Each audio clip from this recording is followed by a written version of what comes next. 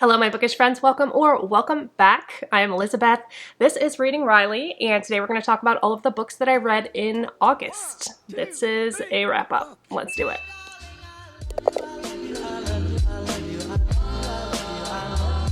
I have 7 books to tell you about today, ranging in genre from horror, thriller, sci-fi, romance, short story collection. I've got it all this month, and I'm going to tell you about them based on the rating that I gave them, starting with the lowest rated and leading up to my highest rated. I do have a 5-star book to tell you about today that I'm very excited about, and my lowest rated was a 3-star. So as far as my rating system goes, if it's 3 stars or higher, I would generally recommend it, and these I would recommend obviously to varying degrees for different reasons. We'll get into it. I'll also break this up into the chapters down below to make this a little bit easier for you to navigate. If you like this kind of content, give me a like, hit the subscribe button. It really helps out my channel. Before we get directly into the books, I do have a free online book club. It's totally online. It's totally for free. We read a book, we meet on this channel live, and we do a discussion, usually have a co-host, and then, you know, chit chat in the comments and all of that. We read thriller, horror, feminist fiction, and it's called the Midnight Society Book Club. All of the information for that is always linked down below. And in September, we are going to be reading We Are All Guilty Here by Karin Slaughter. I've been a fan of her for a while, but not long enough to have started a series with her as she's writing it. I love her standalone books too. This is the author of Pretty Girls. If you've not read that and you're into dark thrillers, what are you doing with your time? Pick it up. She writes these characters that are just so nuanced. That's what I love the most about her writing, is that every person is not all good or all evil. And even though a lot of her books tend to be like crime books where there's some kind of a detective involved, even the detectives are not all good. Even the villains are not all bad. And she really likes to explore those crevices in between that. And she's so good at it. She's just a brilliant writer. Anyway, this is the start of a new series. Small town trope as usual for Karin Slaughter. North Falls, #1. 2 teenage girls vanish and the town ignites. For Officer Emmy, it's personal. She turned away when her best friend's daughter needed help, but now she must bring her home. But as Emmy combs through the puzzle the girls left behind, she realizes she never really knew them, and nobody did.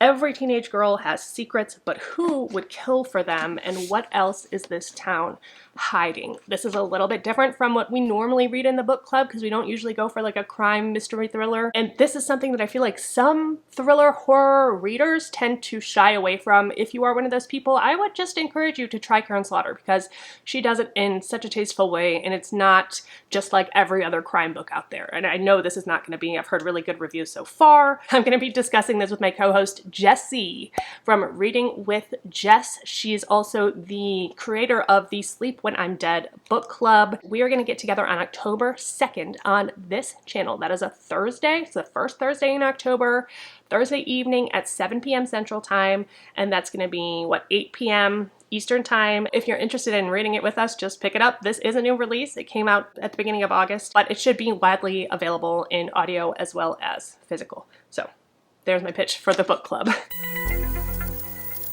The first book I want to talk to you about, I gave 3 stars.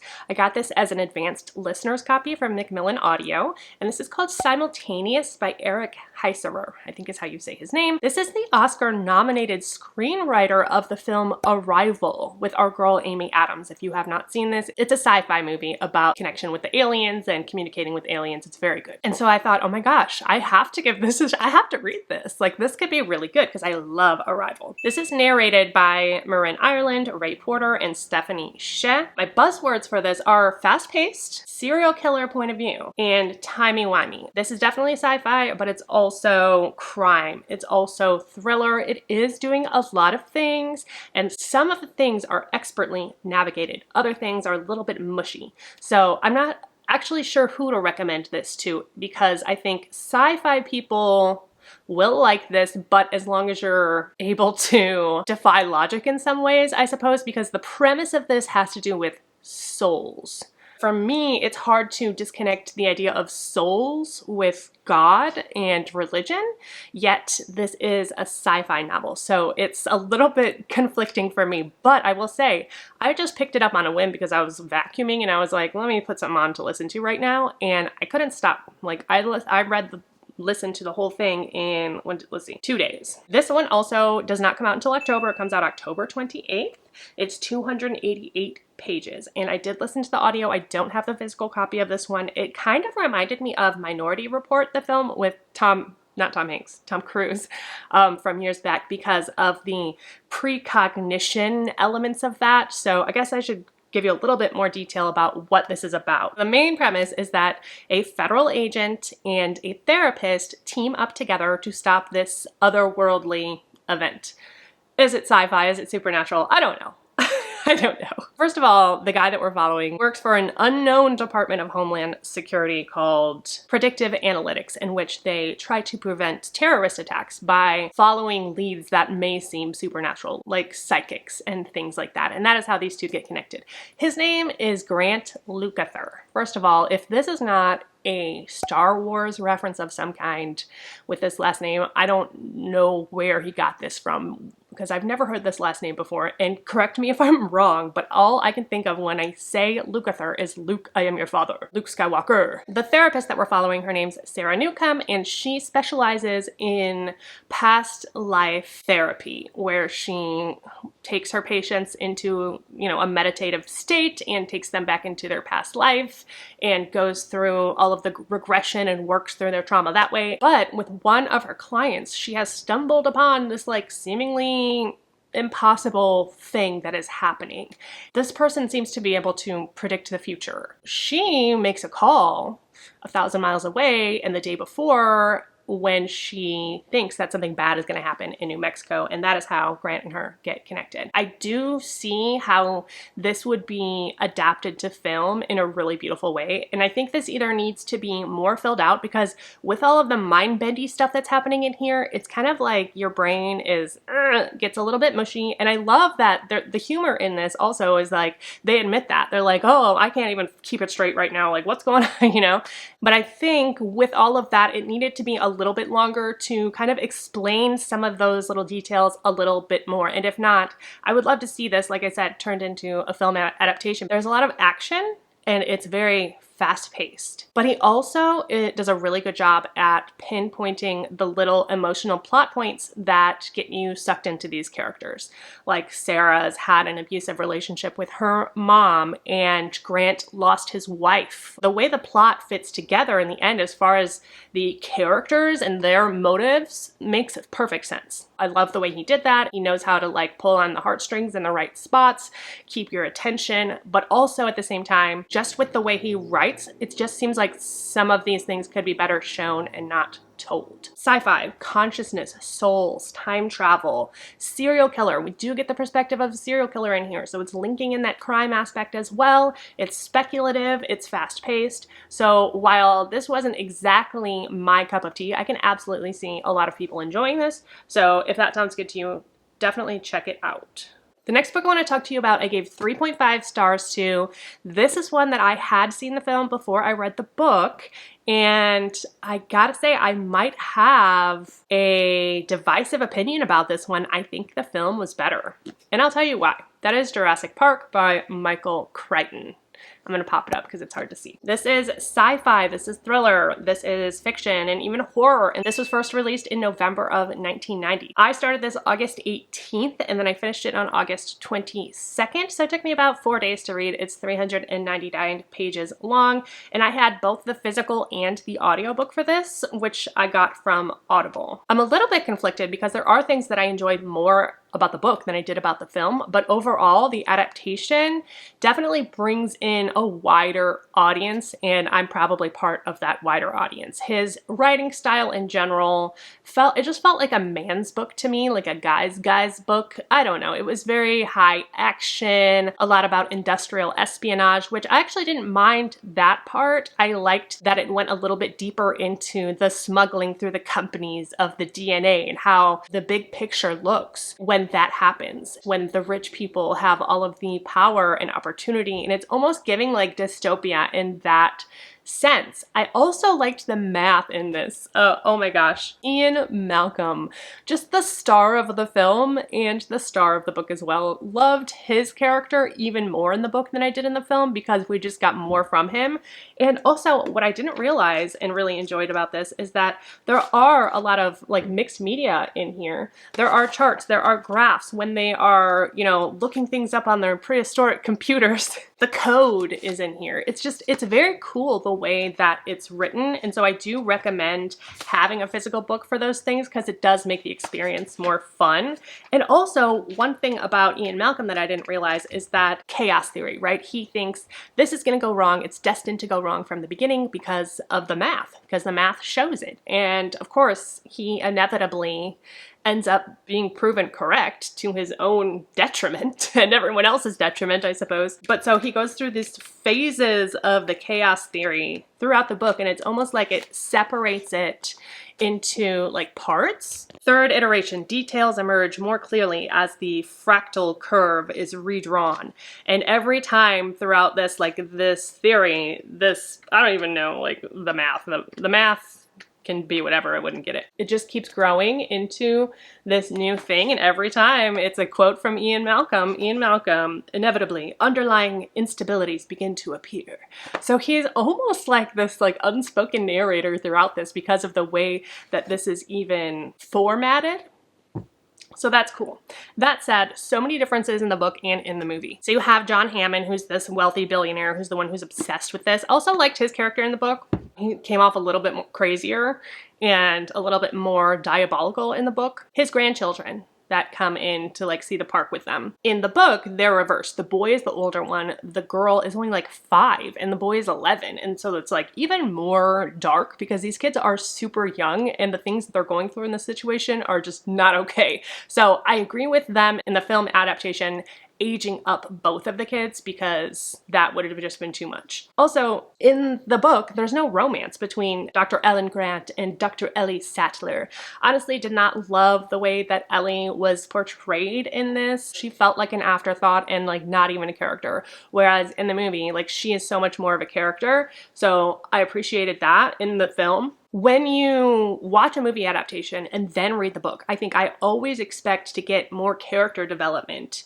And for this, especially with Dr. Sattler and Grant, even less character development for both of them in the book than there was in the film. So for me, like that's not my style. I want their motives. I want the thing that happened in their past that created them into this being that they are today, whether that be good or bad. And this did not deliver on that, but it did deliver on several other things. So I landed on a 3.5 star, and I'm just gonna say, I think the film is better, but that is just my opinion. The next book I wanna talk to you about, I also rated 3.5 stars, and that is Lucky Day by Chuck Tingle. This is absurdist horror, sci-fi. Chuck is such an original mind. Like his mind, I am in awe of it, honestly. This is queer, it's absurdist. There's a lot in here about odds and statistics. We're also following a special agent, so I suppose it's like a crime as well because they're trying to figure out what is going on with the world and stave off this impending disaster, impending doom. I listened to this on audio. It is 240 pages, or the physical copy is anyway, and it was published on August 12th of this year, 2025, so this is a new release. I started it on August 11th because I did have the advanced listener's copy from Macmillan Audio, so thank you for sending me that, and I finished it on August 13th. I love Chuck Tingle's horror. I really do. This one, for me personally, was a little bit difficult. It made me feel uncomfortable in a new way, I think because of the absurdity of it all, because of the low probability events. It kind of like, it hurt my brain a little bit. First of all, this is set in the same world as Bury Your Gaze, so, and I gave that one 5 stars. If you read that one, you're gonna want to read this one just for the fun of it because it's in the same world. Vera, out of nowhere, was just living her life, and there was this global catastrophe called the low probability event, and all of these things that are very, very, very, very, very improbable happened at the same time in the same place, and she witnessed something very traumatic and it changed her life. At the time, before the event, she was a probability and statistics professor, and she was in love. She's queer too. This is a queer, obvious. I don't know if that's obvious by saying the name Chuck Tingle, but I feel like it should be synonymous. Anyway, she's dealing with her relationship with her mom, and her mom doesn't even necessarily know that her roommate has been her girlfriend for years. When this event happens, it just tears apart everything. Her worldview is that if all of this stuff can happen, then nothing matters at all. And with that comes, I guess, a certain amount of relief for her in that she just doesn't have to care anymore. But then she gets a knock on her door by problematic federal agent Lane. He says she's the only one that can help him uncover the connection between the deadly spates of absurdity and an improbably lucky casino. So there's something going on. This definitely has fantasy and sci-fi elements, so don't try to put it in a bubble because you are going to be busting out of that bubble pretty much immediately. The absurdity makes me uncomfortable because I just take myself too seriously sometimes, and so I'm just not necessarily the right type of person to enjoy this. Because I can't laugh at it because I'm just like trying to figure out like how that's too improbable. Like, what's the difference between improbable and impossible? Because we're flirting with that line and it's making me uncomfortable. Like, there's a scene where they're in LA and they're in this pool. I think it's like a rooftop pool, and it starts raining Lucky Charms marshmallows, and then the pool starts draining and all of the people start getting sucked into the middle of this, like a bathtub, and their body parts cut off, and it just turns into this brutal horror scene. I'm like, okay, very improbable, but is that even possible? Like, and they do a really good job of explaining it, like, towards the end, but still, like, my like, it just makes me uncomfortable in that way that I'm like, I don't know if it's logical. I can't suspend my disbelief enough, I suppose. But if you're into, like, absurdist horror, absolutely read this. I didn't even mention the coolest part. It's narrated by Mara Wilson. This is the Mara Wilson of Matilda fame. And I don't know if she narrated Bury Your Gaze, but I just realized she narrated Camp Damascus. I read that for the book club and didn't even realize that. So Mara Wilson, why are you so cool? Everything she's involved in, like, she doesn't show up just anywhere. She just shows up for the cool stuff. Like, Mara Wilson is cool. She's the it girl. Love her. If you're looking for something with queer rep, something that's sci-fi and fantasy that also hits those emotional checkpoints along the way, bit of a faster pace and kind of a crime in here that we're trying to figure out, save the world, all of that, then pick this one up. I think you would really enjoy this.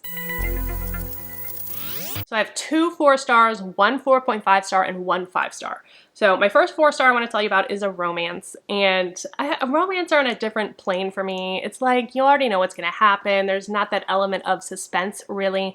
It's all about which character you're choosing to follow and, you know, that feel-good feeling. And I read the 3rd book in the Bridgerton series by Julia Quinn, An Offer from a Gentleman. This is following Benedict. I don't know if you're a fan of the Bridgertons, but last season when Penelope's story was teased before it came out, I was like, I have to know. So I read book number 4, which was Penelope's story, before the season came out. And then Netflix like tricked me. I was watching Netflix. I thought it said like new season coming soon of Bridgerton. But no, another season coming. You tricky, trifling Netflix. The next season doesn't come out until 2026, so you got me. And I was like, I have to pick up the book. The new season's coming out, and assuming it's going to be Benedict's season, picked up this book. Anyway, the interesting thing about this is that it is technically a Cinderella retelling, but it's also really original. When I first started it and I was noticing all of these similarities between Cinderella and this story, I was like, Is this just gonna be Cinderella? Why? I know this story. but this isn't just Cinderella, it's Cinderella, but if she got away, and then we come back years later. There's also a lot of deception going on, and there's a lot about class, privilege, and love, and family, and sticking up for what you believe in, and I just love the Bridgertons. I loved this. I thought it was great. It went a totally different direction than I assumed at the beginning. It reminded me of Ever After. It has that nostalgia. It made me feel good. I love Benedict. I love all of them. It does have a miscommunication trope, so if that bothers you, just to let you know there. It is what it says it is. It made me feel great. I love love. It was fun. It was really a nice little respite from all of my, you know, mind-boggling sci-fi and horror and torture and all of that. So it was a nice little break for me this month, and I would absolutely recommend it. All right, my next 4-star book I want to talk to you about. I'm actually really excited about this one. It came out on August 5th. It's called The Dead Husband Cookbook by Danielle Valentine. This is the same author that wrote Delicate Condition, and I gave that one 4 stars as well. 352 pages. It is a thriller, psychological thriller. This came out on August 5th of this year, so this also is a new release, and I think this is going to do well. I started on August 23rd, and I finished on August 28th. I also read another book in between this, otherwise that probably would have been faster. Interestingly, I saw Gabby's review of this on Goodreads from My Fictional World. She was loving it at the beginning, and then the end it fell apart for her, which was the opposite effect it had on me. So I thought that was really interesting because I thought it started a little bit slow. I thought there was a little bit too much exposition in this. Once I got through the end, I understand why they were setting it up that way. But I felt like at the beginning was a little bit slow, but then once we get into the thick of it,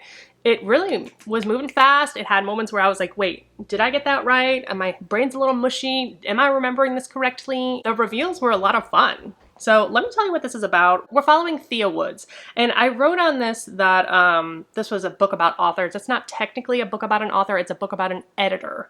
Thea is an editor. Her last big book that she edited, she didn't like the dude, she thought he was bad news, and she ended up telling some other women about him just to kind of like spare them, like, hey, this guy is kind of creepy, you know, whatever. Somebody recorded her, it got out to the news and all of that, and it gave her a really bad reputation as an editor. So she's on her last thread at her job, essentially. She's got a little girl, she's married, she's trying to do it all, but she is also broke and in a really tough spot. So when she gets this opportunity to edit the book of, what is her name? Maria Capello, she cannot turn it down. Maria Capello is this Martha Stewart character. I actually kept thinking of the woman from Orange is the New Black, so I put her picture, that was the face I was picturing for her. Years and years ago, Maria Capello's husband, who at the time was a very famous chef, mysteriously disappeared. After that, she somehow rose to fame, and now she is the icon. She's got cookbooks, she's got, you know, dishware and Tupperware and TV shows and all of the things. She is as big as it gets. And there have been rumors throughout the industry that her secret ingredient is her husband, that she killed her husband. You're like, well, did she or didn't she? Are the rumors true? Where does this come from? Of course, you have to wait till the very end to figure out exactly what's going on. So Maria, for some reason, reaches out to Thea's publisher and says, I am going to tell you everything. I'm going to give you all the dirt, but I will only do it if Thea edits my book. And she has some stipulations. Thea has to come to her farm. She's had some issues with her other publisher where things got leaked, and so she wants to keep her on a tight leash. There is a bit of an isolation trope in here because she's bringing her out to this farm, and that is where the story starts, in my opinion. That's when it really got interesting, but all of this leading up to her getting to the farm was just felt like a lot, but once I got there, I was hooked, and I was like, okay, what's going on? What's happening? I really enjoyed this one. If there were plot holes, I didn't catch them, but I didn't have a physical copy to reference either. So it could be a difference between listening on audio and reading it physically, not sure, but I thought it was twisty and it was very smartly played, and I enjoyed this one. I gave it 4 stars, the second 4-star from this author. So, and very different from her first book. And even though I gave them both 4 stars, I do think this one's better. So she is just getting better. So very excited and looking forward to reading whatever else she comes out with. I also love the aesthetic of this. The next book I want to tell you about, I gave 4.5 stars to, and it is another Stephen King. Again, also, this is one that I had seen the film for before I read the book and had a lot of preconceived notions, but this one is so cool. I really enjoyed this. It is The Green Mile. First of all, I want to recommend the audio for this. It is narrated by Frank Muller, who also is the audio narrator from Silence of the Lambs and so many other things as well. But his rendition of Silence of the Lambs is so incredible. Because the audio came out after the film, he emulates the actual actors from the film version and it just brings it to life. The way the story is told is we're following Paul Edgecombe, who is our narrator, and he, at the time in 1932, was the E Block Ward superintendent of the Cold Mountain Prison in Tennessee. And he's telling us the story of his encounter with this man named John Coffey many years later. It's many years later, but basically the book is set in 1932. This was originally published in 1996 as serialized pieces that were released a month apart, and you had to wait for the next part to come out. There's also a foreword in here by Stephen King where he talks about where he got the idea from to do that, and you know how he wanted to kind of bring back the serialized like radio back in the day where you would have to wait for the next week or however long to get the next part of the story, and kind of the togetherness that created. It's a really cool foreword. I feel like a lot of people have probably seen this film, and that came out 3 years later, 99, starring Tom Hanks and Michael Clarke Duncan. Michael Clarke Duncan plays John Coffey, and he is an inmate in this prison, and he's just massive and a black man. He is accused of sexually assaulting and killing 2 twin 9-year-old girls. And so nobody is having sympathy for him.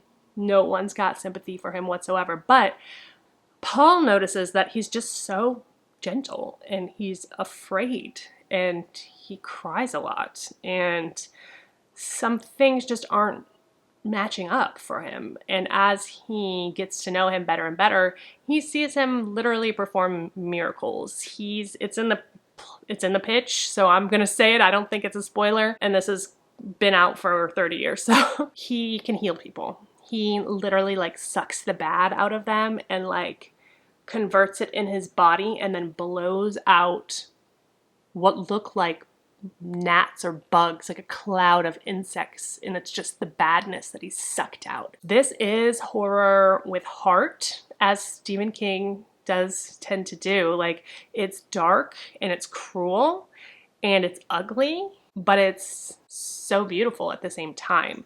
There's a lot in here about balance. Like, there's a lot of evil in this world, and there's got to be some kind of cosmic balance in there that puts it right. So, you know, as in typical King fashion, we're set in the real world, and especially in this one with limitations of the 1930s. Like, so there's no phones or whatever. He used to go outside to go to the bathroom in this, what are they called? Outhouse thing. Not porta potty. Outhouse? I don't know. So it's definitely a different kind of read for me. There are also some language used in here that is not okay, obviously, by today's standards or mostly any day standards, but I will say, like, Stephen King definitely uses it to portray his characters that are on that more grisly side of the spectrum. So it's not done in a way that is distasteful. It's done in a way to show who these characters really are, and their language would reflect that. So I just want to give you a warning. I don't know if some people are more sensitive to that type of stuff, but overall, there's also a lot of social commentary in this about people who look differently, about what we are threatened by, with this being such a large black man and the things that he is accused of and convicted of. There's one prison guard in here who is just an edgelord, sadist guy who he's attracted to this position because he can treat people like animals and he likes that. So Stephen King's not afraid to like take it there. He's really not afraid to take it there. It gets really ugly at times, but the general feeling of the story after having finished it is of hope, I guess. Like, okay, these terrible things happen, but there's some other thing that's going to maintain that balance. They'll get what's coming to them some way or another. It's kind of uplifting in some strange, messed up, diabolical way. I don't even really know how to explain it. One of my favorite characters also, Mr. Jingles.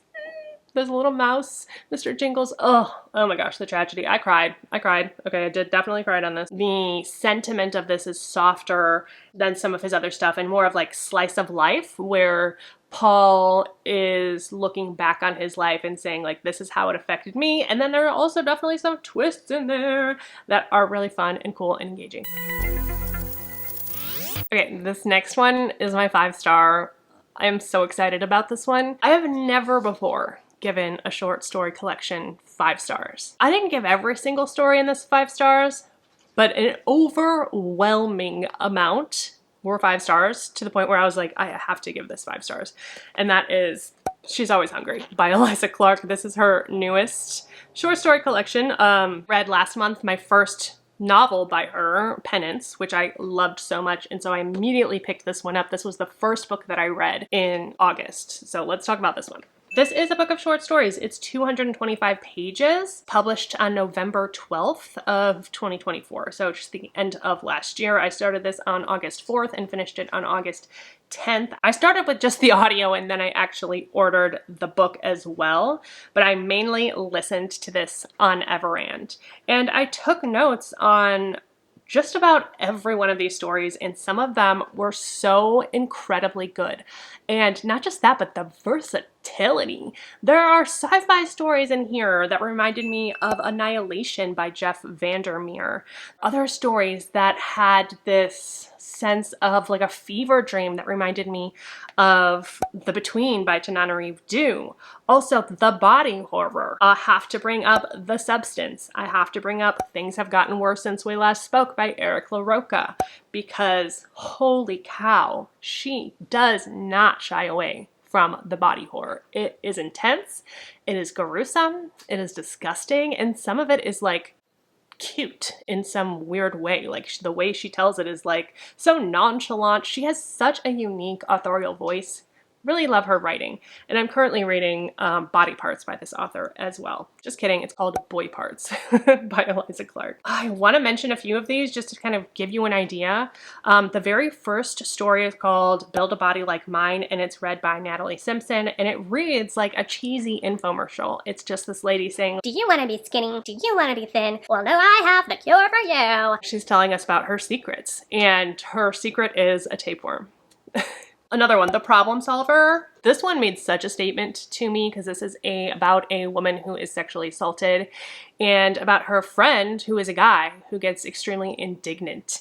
He makes choices for her that, again, take away her consent, and the way she proves this point is just so dead on. It's like, yes, I love it. I love the social commentary in this. The Shadow Over Little Chiddly, I don't even know what, that one was so wild. It's literally just told in reviews, like on Google.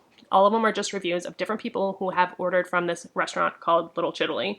And it's like a Chinese-Italian fusion, but like people that ordered it, like they got their food way too fast, unreasonably fast, where it's like, what's happening right now? They didn't actually end up getting what they ordered. It was always something different and really weird, but they end up liking it. And there's one person who just leaves review after review after review because she's like, wait a second, something's not adding up. So she's looking into it and it becomes this mystery, and she's got like social media pages about trying to get information about people who have ordered from it. It's just weird. It's weird and amazing. Oh my gosh, a sci-fi one, Hollow Bones. This one was so good. We're following Min, who is a human who has mommy issues and was injured on an interplanetary mission that is being kept alive with alien hallucinogenic substances. And so she is, this entire story is a fever dream in her head, but you kind of are able to piece together what happened.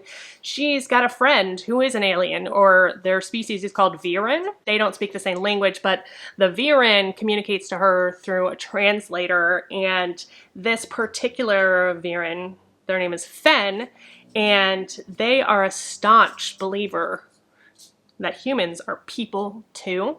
And this is a left-winged alien. We're trying to figure out what's actually happening versus, you know, what's happening in her mind. And it's wild. I loved it. Gosh, there's just so much. Extinction Event is Sci-Fi, 5 years until extinction. There's a clock, a countdown clock, and they have this company has kidnapped scientists against their will and for the sake of trying to get them to figure out a way to save the world. Our main character is a botanist, and she's given this cactus looking thing, and she suspects they're conscious, and they're found to consume and eliminate microplastics, but the plastics then kill them. So it becomes this ethical dilemma. Very, like, just massive ethical dilemma. I could just keep going. I could honestly, like, there are so many that I love. Shake Well. Oh my gosh, that was read by Eliza Clark, and we're following a 15-year-old who has obviously been groomed by her boyfriend, who is like 20 something. She's trying to get him to buy her this face cream. This reminded me of Death Becomes Her and The Substance. And then there's like a whole vampire satire in there. It's just, it's so impressive. Like I said, our voice is so unique and so original, and I loved 90% of these stories were 5 stars. So if you want something to pick up, you don't have to read all in one sitting, that you can just, you know, read a story here or read a story there, and you want to get a little taste of what this author is all about, pick up Eliza Clark's She's Always Hungry. Oh my gosh, it's so good, you guys. And I love this cover too. I think it's gorgeous. I can't state it any more clearly. This looks so good. Please go read it. And that's it. Those are the books that I read in August, y'all. I got 7 books this month. I'm pretty happy with that. I got sick about 2 weeks into the month, so I had a little bit more reading time than normal. And yeah, it was kind of nice. Not the getting sick part. Don't forget to pick up Karin Slaughter's new book. The live show is October 2nd right here on this channel at 7 p.m. And we're going to talk about this. Cannot wait for this one. I've heard amazing reviews already. Don't forget to hit the like and subscribe. Again, thank you guys so much for watching my videos, for commenting down in the comments. I appreciate you all so much. Don't forget that life is short. Oh my gosh, I need a cup. Life is short, so read Riley. Cheers and goodbye. No, I did it wrong. Cheers and goodbye.